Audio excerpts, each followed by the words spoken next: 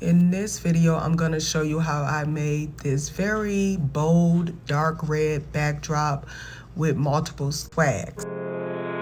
Okay, I'm loading the drapes. I put 4 on for my base layer. My backdrop is about 7 feet wide. Now I'm moving on to my front layer. And for the front layer, I'm going to use 6 drapes. So I'm keeping them all the same color.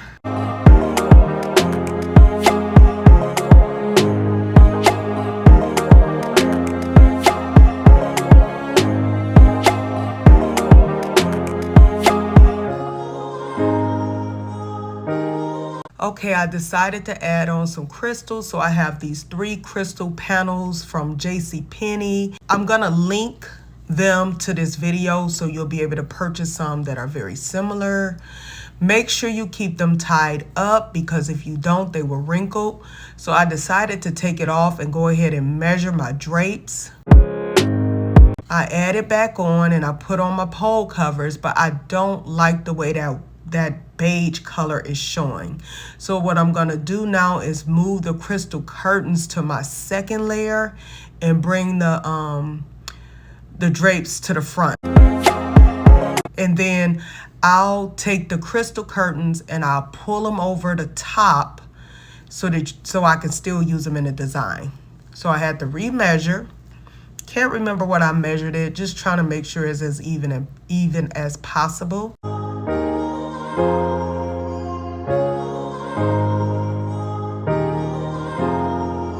Okay, bringing them to the front.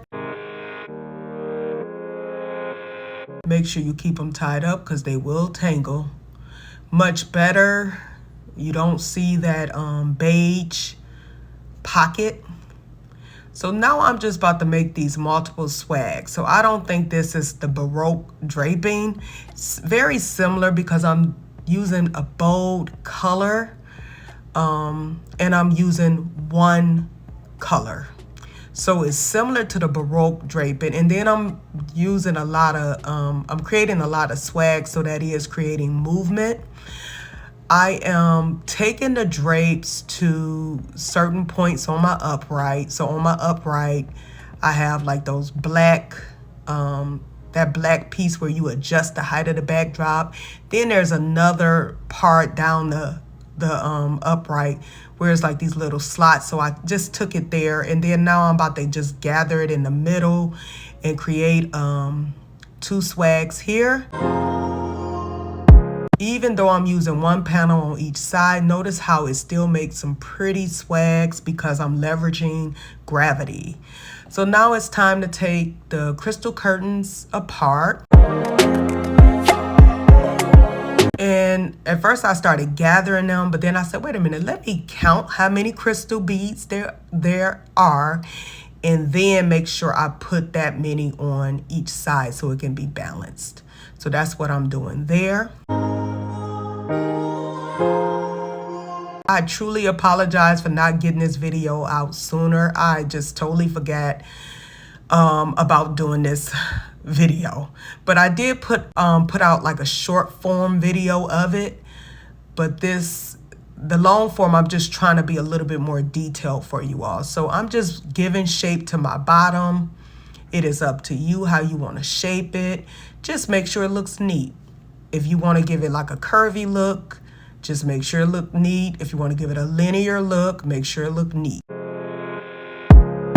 Okay, I'm just adjusting my second layer to make sure it has pleats. And then like I can see like a little gap, and I know eventually I'm gonna fix that. But you want to make sure you're always stepping back and looking at your design. So my panels are about 12 feet long. That's why you see me rolling them a lot.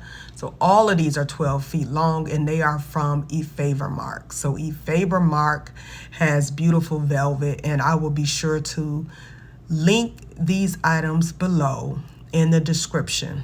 Make sure you watch my Let's Talk Tuesday video. Every Tuesday I'm talking about draping, and I'm talking about business, and I also do have a class coming up very soon, so make sure you check that in the comments and in the description.